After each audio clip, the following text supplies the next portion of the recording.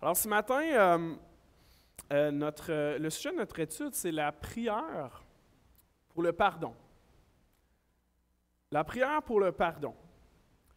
Puis, automatiquement, quand on dit le mot pardon, on peut devenir mal à l'aise.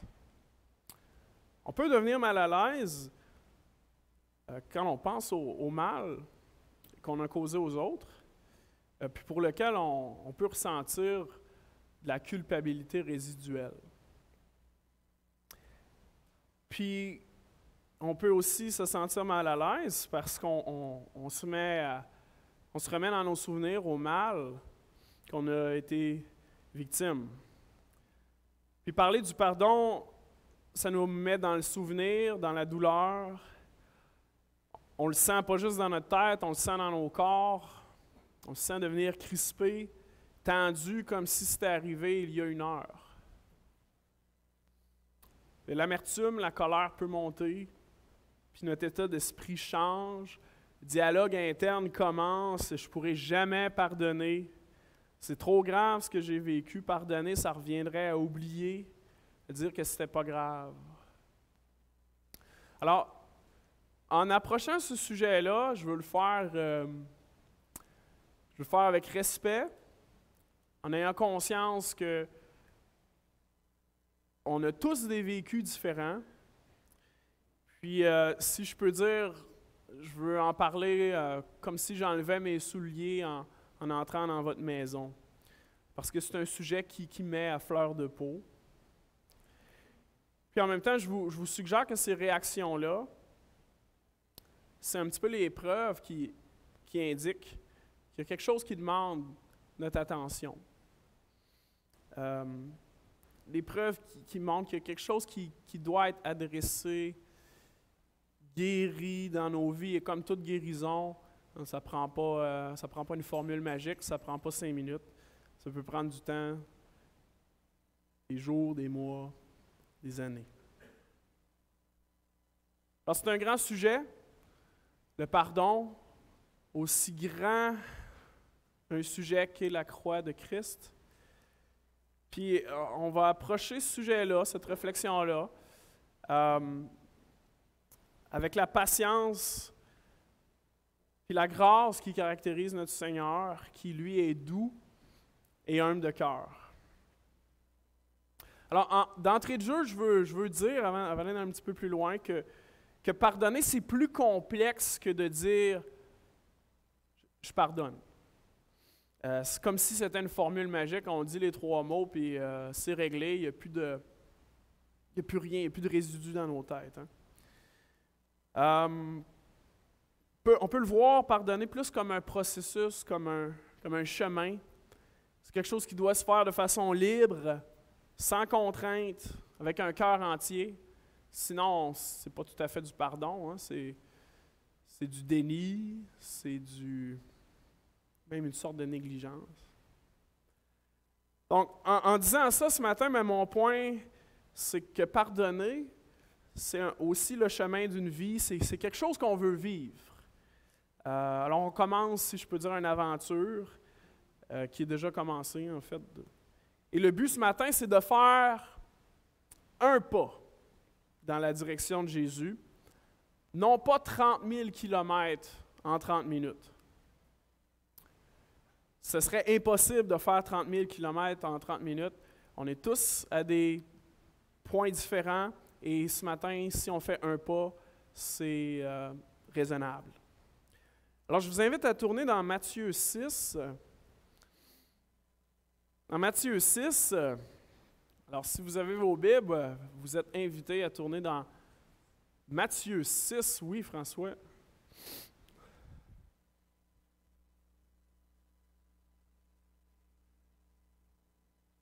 Et nous sommes au début du ministère du Seigneur Jésus, dans le contexte du sermon sur la montagne. Si vous prenez le verset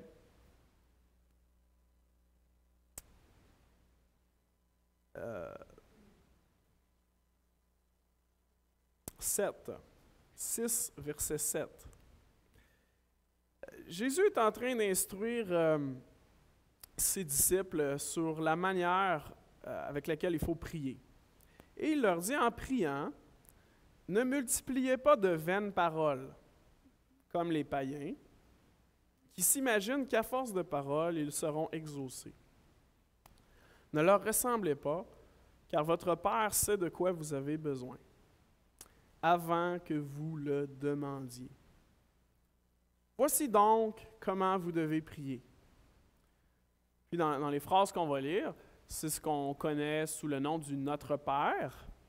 Et d'entrée de jeu, on note qu'il y a quelque chose d'un petit peu paradoxal, hein, parce que dans la religion de nos ancêtres, ben, le Notre Père, il fallait le réciter des dizaines et des dizaines de fois selon différents standards. Donc, en contradiction directe avec le verset 7, là, ne multipliez pas les vaines paroles. Alors, en approchant de Notre Père, on veut le faire avec notre intelligence, en savourant chacune des lignes. Et ces lignes-là, ils nous indiquent un petit peu ce qui doit nous préoccuper dans notre diète de prière. Alors, quand vous faites vos repas, vous faites vos repas en fonction, disons, des groupes alimentaires canadiens, de ce que vous considérez être une diète équilibrée, n'est-ce pas? Alors, pour certains d'entre vous, vous ne mangez pas seulement des hot dogs. OK? Alors, chacune des préoccupations du Seigneur Jésus dans le Notre Père, il nous enseigne qu'est-ce qui bâtit une diète de prière équilibrée. Chacune des requêtes et, si vous permettez, ce qu'on doit désirer de la part de Dieu de façon habituelle, de façon quotidienne. Alors, ça nous enseigne comment prier, ça nous enseigne quoi désirer. C'est comme une liste de bons désirs à ne pas négliger. Alors, je vais le lire et nous, on va se concentrer ce matin sur le verset 12. Notre Père, qui es aux cieux, que ton nom soit sanctifié, que ton règne vienne, que ta volonté soit faite sur la terre comme au ciel. Donne-nous aujourd'hui notre pain quotidien. Pardonne-nous nos offenses, comme nous aussi, nous pardonnons à ceux qui nous ont offensés. Ne nous induis pas en tentation, mais délivre-nous du malin. Car c'est à toi qu'appartiennent, dans tous les siècles, le règne, la puissance et la gloire. Amen. Ce matin, je veux porter votre attention sur le verset 12, où Jésus nous enseigne à demander à Dieu de nous pardonner nos dettes. Alors, dans la version qu'on connaît bien, en Louis II, il est écrit « Pardonne-nous nos offenses ». Mais littéralement, si vous lisez en Darby, par exemple, il est écrit remets-nous nos dettes. Alors vraiment, comme on parle de finances, là, je te devais 1000 $, ben remets-moi cette dette-là. À plusieurs reprises dans les évangiles, cette métaphore-là de la dette, elle est utilisée pour parler de ce que l'on doit à Dieu. C'est une référence à notre péché. Quand on échoue à donner à Dieu l'obéissance qui lui revient, nous sommes en dette envers Dieu, une dette morale. Alors, dans cette petite prière, qui est la prière type que Jésus nous enseigne, tout de suite après le pain quotidien, l'une des préoccupations que Jésus nous dit d'avoir en tête, c'est de s'approcher de Dieu, de regarder à l'intérieur, puis de lui demander pardon pour nos offenses, pour nos dettes. Ce Notre Père-là, qui est encore un peu notre pain puis notre beurre, là, notre déjeuner habituel, nous rappelle à quel point on échoue à obéir à Dieu, à quel point nous sommes en dette. Alors ici, notre Père fixe notre priorité en prière.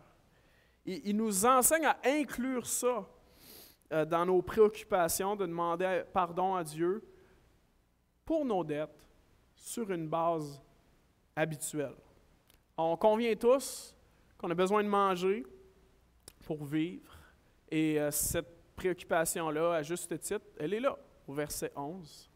Et de la même manière, nous avons besoin de demander quotidiennement pardon au Seigneur pour notre épanouissement spirituel. Quotidiennement. Et on se pose la question, mais pourquoi? Vérité de base pour chacun d'entre nous, c'est que nous sommes tous en dette. On est tous pécheurs. Pourquoi je le demanderais? Bien, parce que j'en ai besoin. J'en ai autant besoin que mon pain quotidien. Quand nous péchons, nous sommes en dette envers Dieu, envers ceux qu'on offense, et envers Dieu, en qui ces personnes-là sont créées à son image. On a tous besoin d'être renouvelés, d'être restaurés par le pardon de Dieu. Et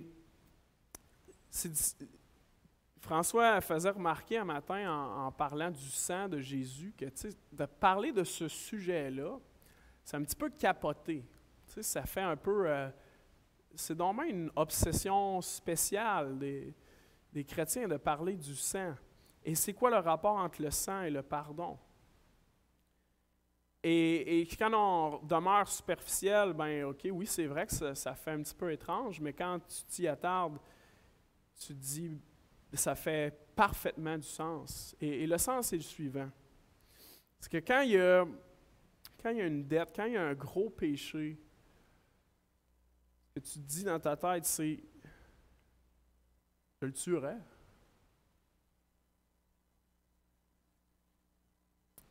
Puis si on regarde à l'échelle de l'humanité, la violence engendre plus de violence, plus de violence, plus de violence. Et où est-ce que ça arrête? Eh bien, le message de l'Évangile, c'est que ça arrête bien concrètement à la croix, où Dieu le Fils est devenu la victime des victimes et il a arrêté la violence en la prenant sur lui. Et au cœur de l'espérance chrétienne, c'est cette idée que parce que Jésus a pris sur lui la violence, eh bien, d'une façon mystérieuse, ça me donne la capacité de pardonner, de laisser aller la dette de l'autre, parce que moi, ma dette, elle a aussi été clouée sur cet arbre-là. Et ce matin, derrière chaque pardon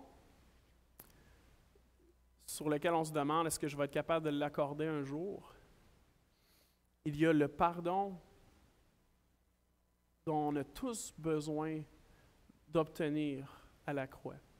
Si ce matin, vous avez soif d'être réconcilié avec Dieu, d'être pardonné pour votre péché, je porte votre attention à la croix de Christ.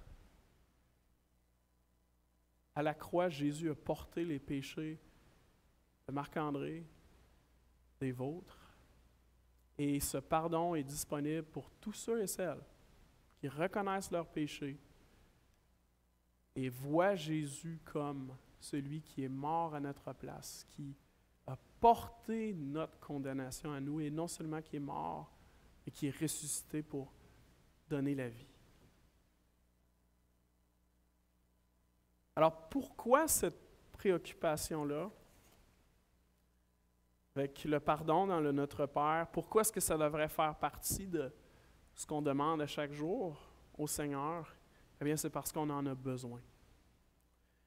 Et par rapport à ça, bien, vous pourriez dire, mais Marc-André, si je suis pardonné de mes péchés présents, passés et futurs, pourquoi est-ce que je reviendrai avec ça, là, si ça a été réglé à Golgotha?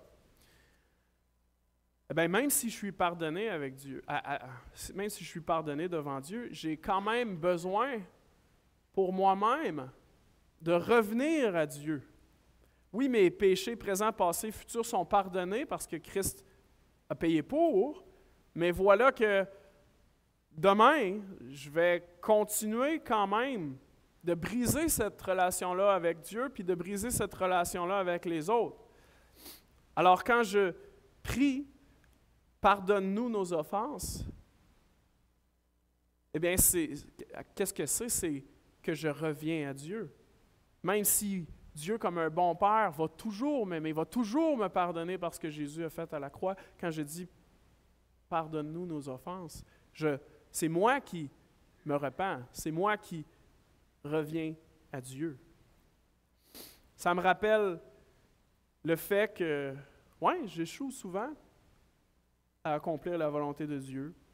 Puis ça m'empêche aussi de monter sur le piédestal du haut duquel, ça donne bien, je suis sur l'estrade, je suis très haut, du haut duquel je suis très confortable à me sentir supérieur aux autres, à les juger. Ça me garde dans une position réaliste.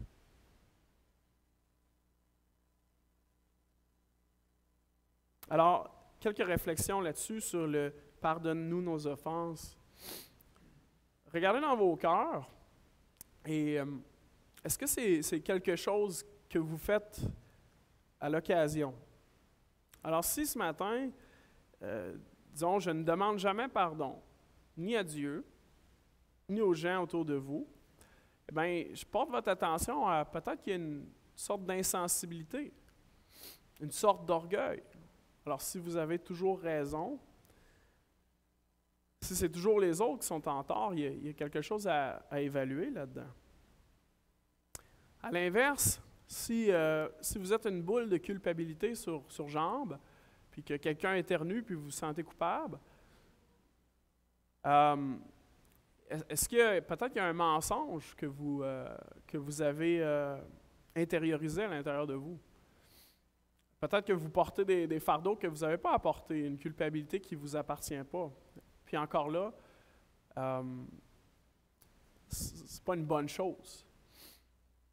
Ici, on va être à quelque part entre les deux. Hein? On veut se situer dans une saine introspection.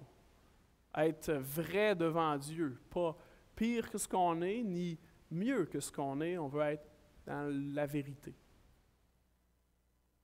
Alors, on a vu dans cette première partie de verset que la capacité à regarder à l'intérieur, puis demander pardon à Dieu, c'est un souci qui doit revenir souvent, habituellement, pour peupler nos prières. Un petit peu comme sortir les vidanges. Si vous sortez les vidanges une fois par mois, ben, tu sais, ça va puer chez vous. Là. Eh bien, de la même façon, ça doit peupler notre vie spirituelle, sans quoi il y aura quelque chose de malsain. Dans la deuxième partie de ce verset, on va parler d'accorder le pardon. Et tout comme le demander, accorder le pardon est, selon Jésus, une pratique régulière pour les disciples. Je vais lire donc le verset 12 et 14 et 15. Alors, pardonne-nous nos offenses, comme nous aussi, nous pardonnons à ceux qui nous ont offensés. Je vais le relire en faisant ça un petit peu plus littéral. Remets-nous nos dettes, comme aussi nous avons remis les dettes à ceux qui nous devaient. Puis le verset 14 et 15. Verset 14 et 15, là, on est en dehors du Notre Père. C'est comme un commentaire de Jésus sur le Notre Père. Alors, si vous pardonnez aux hommes leurs offenses, leurs dettes, votre Père céleste vous pardonnera aussi. Mais si vous ne pardonnez pas aux hommes, votre Père ne vous pardonnera pas non plus vos offenses. Alors, verset 12. Jésus nous donne la raison pour laquelle Dieu nous pardonne. Cette raison-là, c'est car nous aussi, nous avons pardonné à ceux qui nous étaient en dette. Ici, c'est l'idée que nous demandons pardon à Dieu parce que nous avons déjà pardonné aux autres. OK, j'ai déjà pardonné aux autres. Ça fesse, hein, de lire ça? C'est une vérité difficile, hein? C'est un petit peu la même pensée qui est exprimée en 14-15. Et c'est malaisant parce que, en lisant ces phrases-là, c'est comme si on avait déjà tout pleinement pardonné aux autres. Et là, sur la base de ce plein pardon que j'ai accordé aux autres, ben là, je peux demander, pardonne-nous nos offenses. C'est gros, hein? Alors, avant d'aller plus loin, c'est quoi le pardon? Bien, le pardon, c'est de libérer le coupable. C'est le remettre entre les mains du meilleur juge, du juge qui a une perspective éternelle. Le pardon, c'est un renoncement à mon droit de me venger personnellement. Pardonner, c'est pas de faire semblant, c'est pas de faire que ce qui s'est passé ne s'est jamais produit, mais c'est de choisir de ne pas retenir l'acte, la dette. C'est pas le fait de tolérer, d'excuser ou de minimiser, ni de nier, ou même d'essayer d'apaiser la personne qui veut que tu le pardonnes à tout prix. Ça, c'est pas le pardon. C'est d'éliminer le droit de se venger et qui place toute justice entre les mains de Dieu.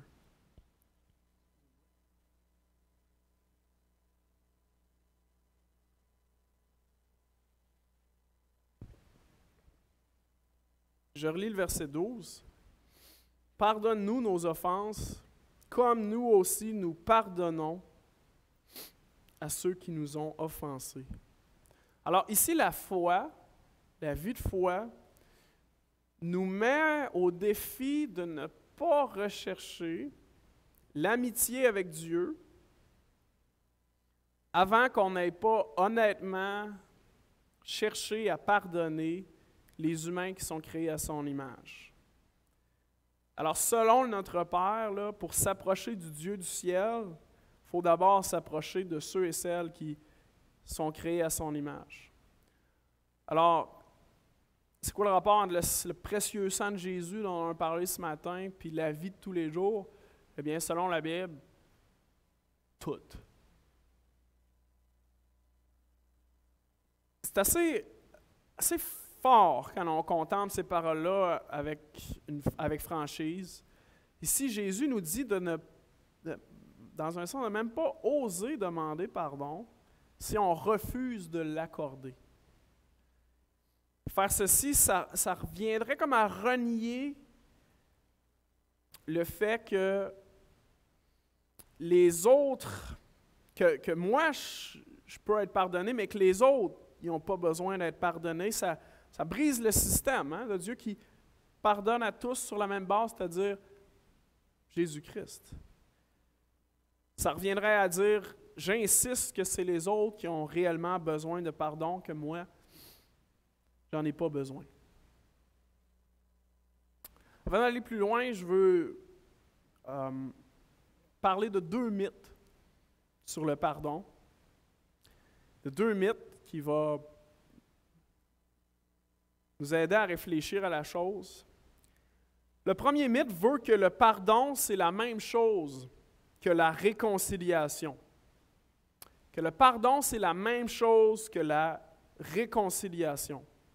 Alors, ce n'est pas la même chose. Le pardon n'est pas la réconciliation.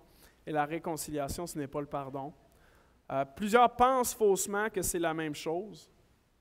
Quand on parle de réconciliation, c'est quand la relation revient comme avant. Tandis que le pardon, c'est de laisser aller le droit de se venger. Alors, la réconciliation, que la relation revienne comme avant, c'est un bon but. C'est un bon but. Mais qu'est-ce que ça demande, la réconciliation? Ça demande deux choses. Ça demande que la personne qui est victime pardonne, et ça demande que le coupable se repente, qu'il dise la vérité, qu'il reconnaisse qu'il y ait une offense, qu'il y a eu offense. Et à moins de ces deux conditions-là, il ne peut pas y avoir de réconciliation. Alors, la réconciliation, c'est un bon but. On est en droit de le désirer, mais on ne peut pas l'exiger.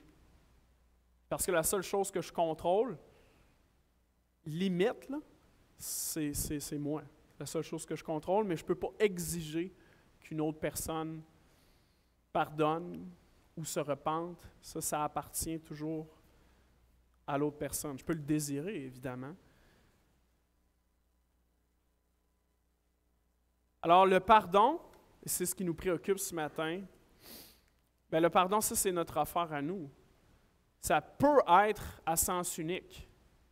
Et ça ne dépend pas du comportement de la personne en dette, si elle décide de reconnaître ou pas, de se repentir ou pas. Ce point-là est aussi important parce que quand on parle de pardon dans une communauté, eh bien, c'est aussi un sujet qui peut être utilisé pour manipuler spirituellement. Alors, tu dois me pardonner, tu dois oublier, tu dois ne me donner aucune conséquence, sinon Jésus ne te pardonnera pas. Puis là, après ça, la table est mise pour que les abus puis les péchés continuent. Alors, si le pardon, ce n'est pas quelque chose qui vient d'un cœur libre, ce n'est pas du pardon, ça peut devenir la manipulation spirituelle. Le deuxième mythe nous dit, quand je pardonne, je dois oublier.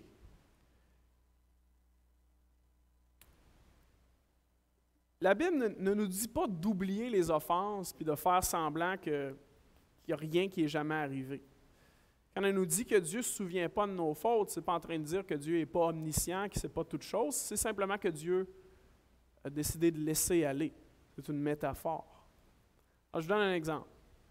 Une femme violentée peut venir à pardonner, mais ce serait dangereux, insensé, de dire « Ah ben j'ai pardonné, alors je vais retourner vivre avec celui qui n'a pas changé. » Alors vous voyez que ce serait complètement mal avisé. Alors dans le pardon, qui est de laisser aller le droit de se venger, il y a une libération de l'amertume, libération de la haine, de la culpabilité, d'actes destructeurs, du droit de se punir. On se libère de ça. C'est un gros pas à porter. Et le pardon implique un regard honnête aux dommages qu'on a souffert. Puis après ça, de se souvenir de l'événement différemment. Tu sais. On le voit un petit peu dans l'histoire de Joseph. Je vais parler là-dedans. Et dans le pardon, bien, il y a une libération, mais il y a aussi un accès à la paix, à possiblement des relations rétablies, puis à un futur nouveau. Je termine avec des applications. Peut-être on peut se dire ce matin, j'aime Jésus qui me pardonne, mais j'aime pas trop entendre parler de Jésus le Sauveur qui donne la force d'aimer ceux qui m'ont fait du mal. Et quand on considère des vérités comme ça ce matin qui vont au cœur de notre cœur, on voit vraiment que Jésus vient d'un autre monde parce qu'on n'aurait pas pu inventer ça comme humain. Jésus nous appelle à une vie qui est différente, mais ne craignez point. Il veut t'amener là-bas, pas en criant, pas contre ton gré, mais doucement, en te guérissant. Si tu es honnête, tu veux guérir aussi. Hein? Et Jésus ne te demande pas de faire ce que lui-même n'a pas fait. Père, pardonne-leur, car ils ne savent ce qu'ils font.